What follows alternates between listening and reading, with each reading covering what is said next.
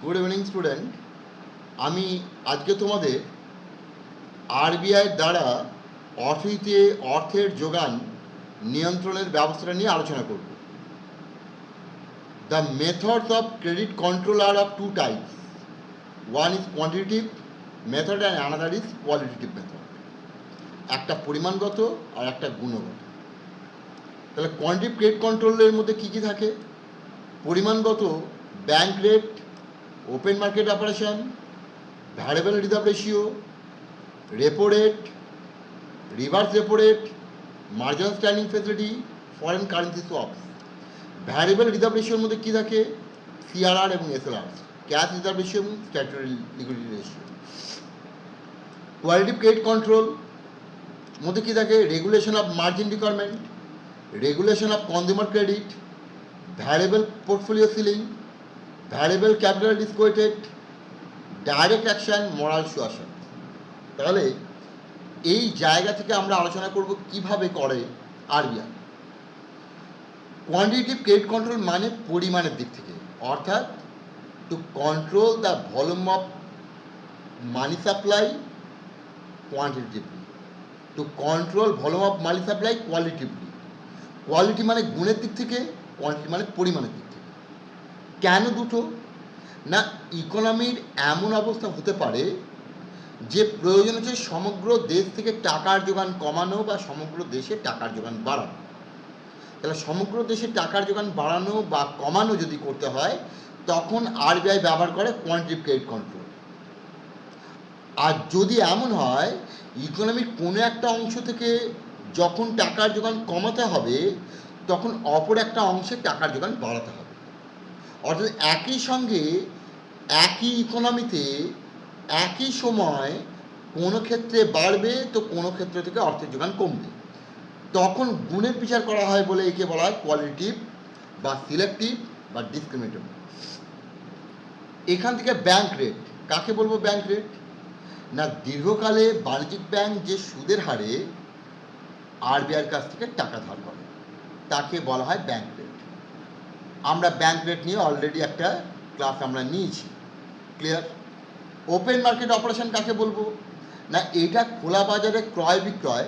RBI অর্থের যোগান নিয়ন্ত্রণের জন্য খোলা বাজারে সরকারের সিকিউরিটি বা বন্ড বিক্রি করে বা কেনে। যখন ইনফ্লেশন, তখন আরবিআই এই ওপেন মার্কেটে গভর্নমেন্ট সিকিউরিটি সেল করে। সেল করলে কী হবে? কমার্শিয়াল ব্যাঙ্কগুলো কিনবে। কমার্শিয়াল ব্যাঙ্কগুলো কিনলে কী হবে? তাদের ঘর থেকে টাকা ঢুকবে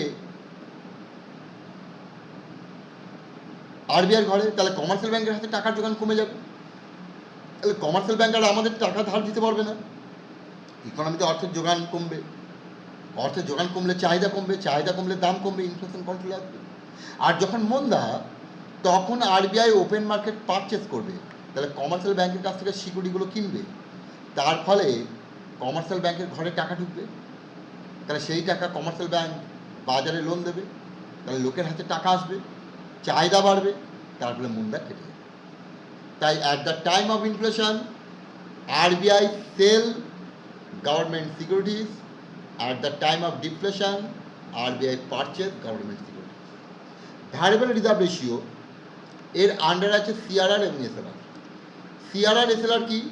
না, সিআরআর হচ্ছে the cash maintained by commercial bank with the RBI. SLR কি? The cash held with the commercial bank for their banking business. ব্যাংকের হাতে যে রিজার্ভ থাকে মানি, এই মানির দুটো পার্ট, একটা ডিপোজিট মানি, একটা রিজার্ভ মানি। ডিপোজিট মানি আমরা যেটা রাখি, রিজার্ভ মানি ব্যাংকের নিজের টাকা।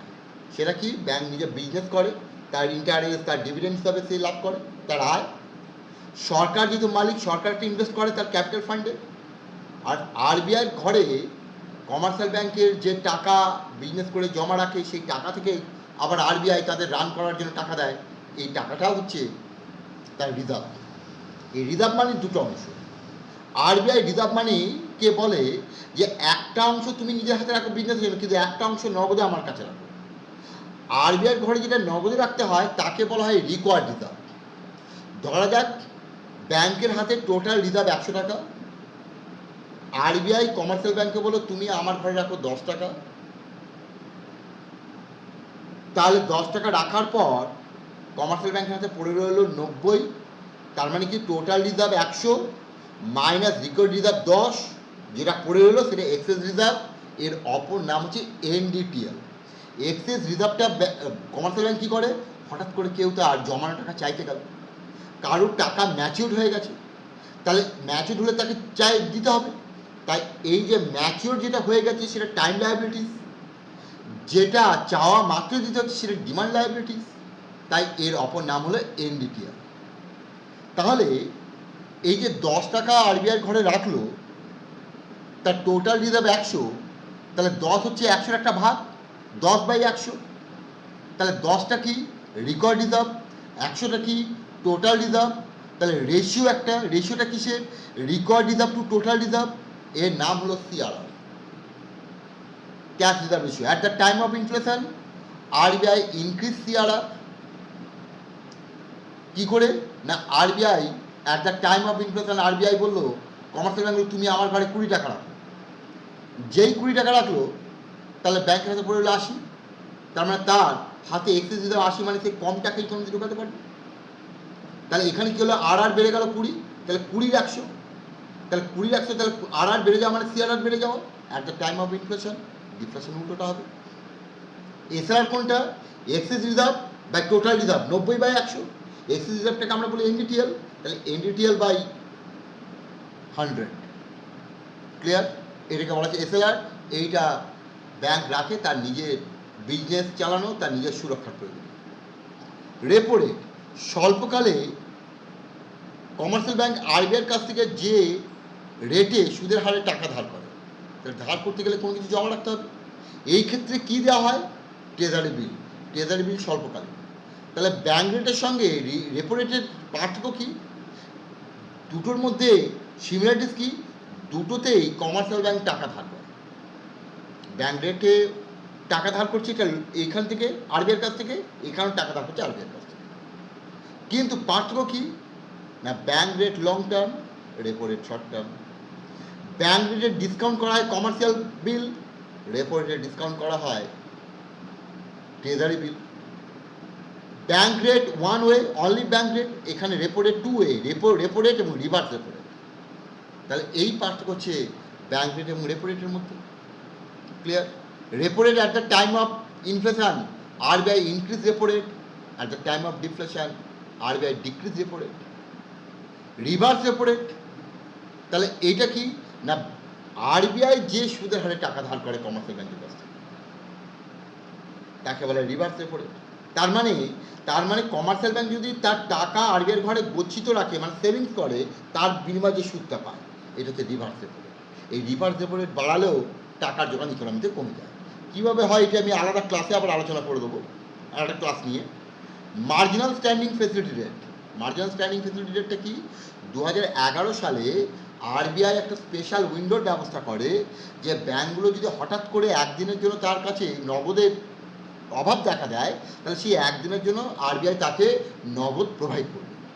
এই একদিনে কী পরিমাণ নগদ প্রোভাইড করবে না, সেই সময় তার হাতে যে পরিমাণ এনডিটিএল থাকবে তার 1%, তাই এটা মার্জিনাল স্ট্যান্ডিং। কেন, সেই সময় তার ফিনান্সিয়াল পজিশন, তার অ্যাসেট, তার লায়াবিলিটি, এই জায়গাটায় ফেসিলিটি, মানে এই প্রসেসে একটা অর্থ পাওয়ার সুবিধা আছে।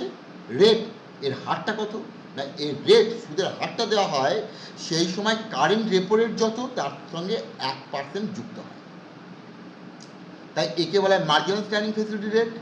যখন ইনফ্লেশন, তখন আরবিআই এই মার্জিনাল স্ট্যান্ডিং ফেসিলিটি রেটকে বাড়িয়ে দেয়।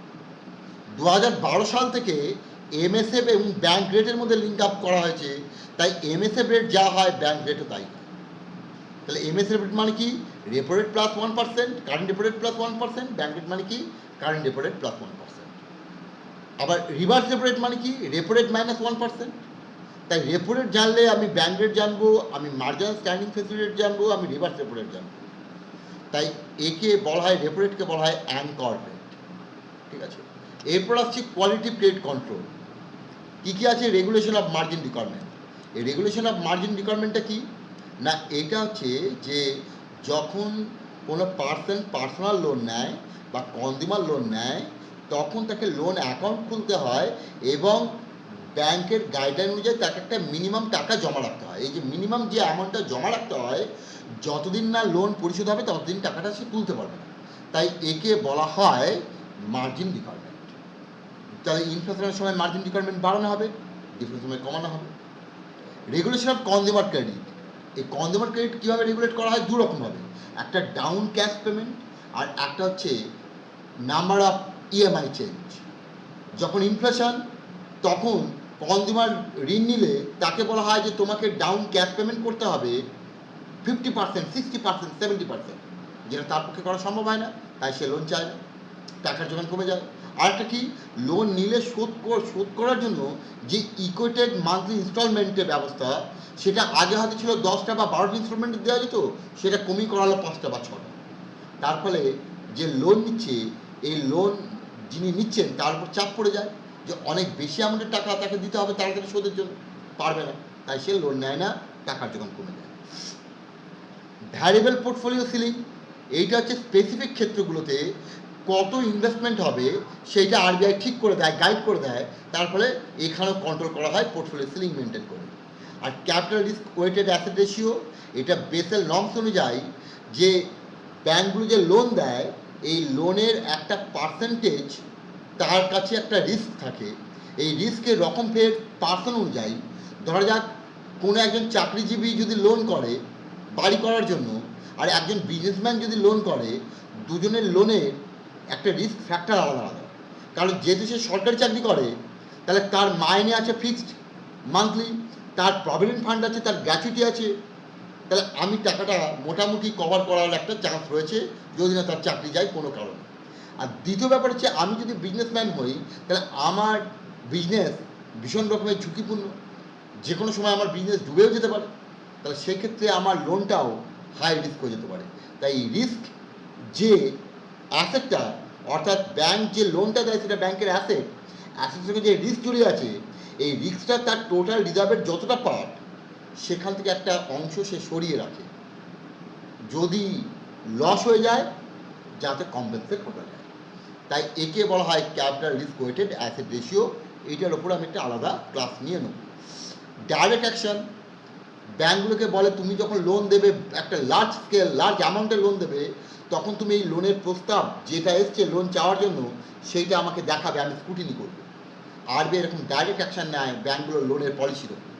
আর মরাল সুয়াশন, আরবিআই হচ্ছে কমার্শিয়াল ব্যাঙ্কগুলোর ফ্রেন্ড, ফিলোসফার অ্যান্ড গাইড।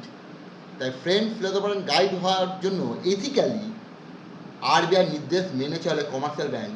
তাই ইনফ্লেশনের সময় আরবিআই যখন তাকে অনুরোধ করে তুমি এনি হাউ টাকার যোগানটা একটু কম রাখো, একটু কমিয়ে আনো, বন্ধ রাখো, কমার্শিয়াল ব্যাঙ্ক সেগুলো নীতিগতভাবে মেনে নেয়। তাই একে বলা হয় মরাল সুয়াশন। এইগুলো কোয়ালিটেটিভ। কাজেই আশা করা যায় তোমরা বুঝতে পারলে। যদি অসুবিধা হয় কমেন্ট বক্সে লিখে জানাবে, আমি আলাদা আলাদা করে আবার সেগুলোকে বলে দেবো, রিপিট করবো। Thank you.